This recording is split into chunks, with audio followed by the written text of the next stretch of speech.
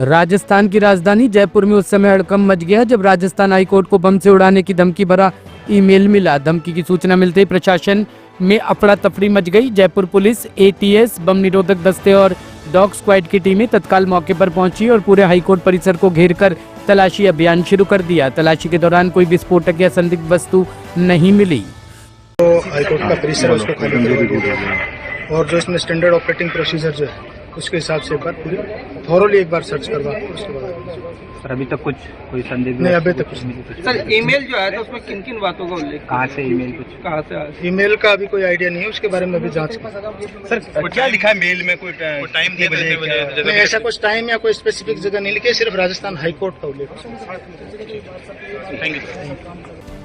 बिहार की राजनीति में भूचाल लाने वाले मोकामा हत्याकांड में जेडीयू प्रत्याशी अनंत सिंह का नाम आने से मामला गर्मा गया है।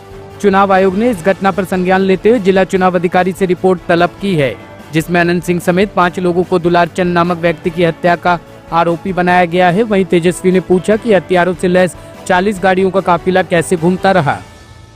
देखिए, लोकतंत्र में हिंसा की कोई जगह नहीं होनी चाहिए और ये ताज्जुब में है हम लोग कि कोई व्यक्ति जो है अपने काफिला, एक तो 40 गाड़ियों का काफिला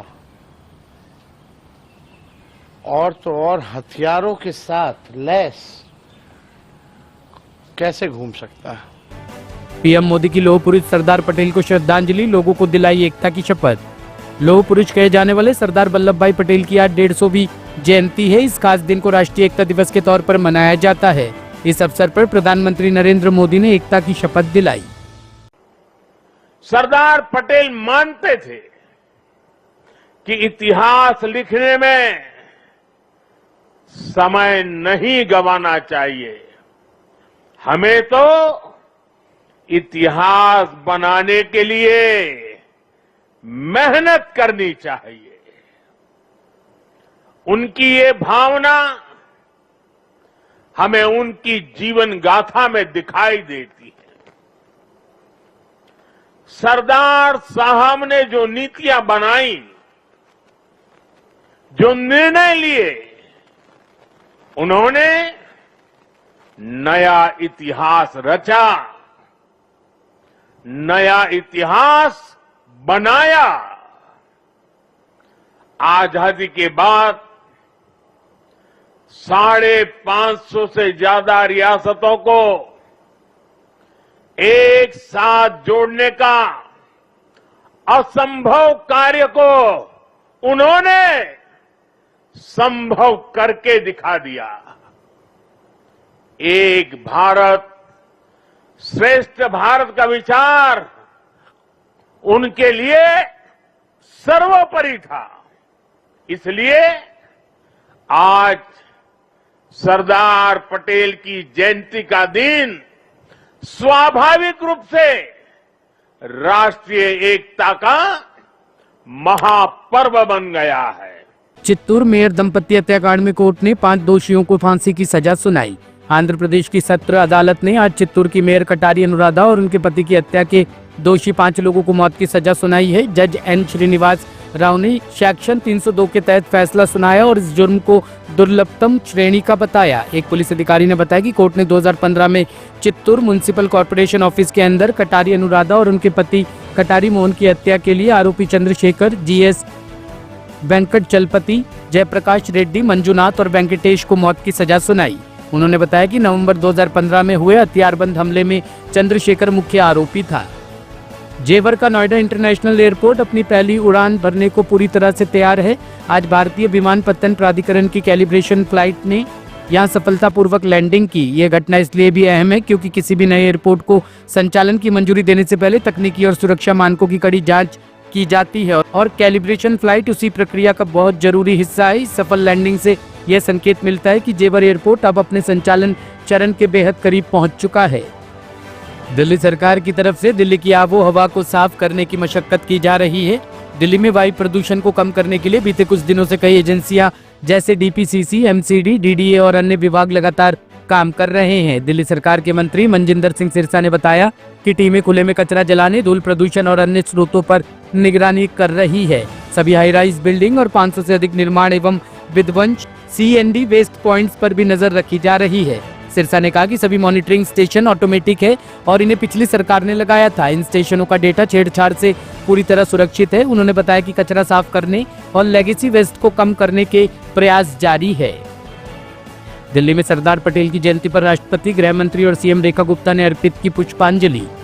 दिल्ली में आज देश भर में लौह पुरुष सरदार वल्लभ भाई पटेल की 150वीं जयंती बड़े उत्साह के साथ मनाई गई। राष्ट्रपति द्रौपदी मुर्मू, केंद्रीय गृह मंत्री अमित शाह और दिल्ली की मुख्यमंत्री रेखा गुप्ता ने पटेल की प्रतिमा पर पुष्पांजलि अर्पित कर उन्हें नमन किया।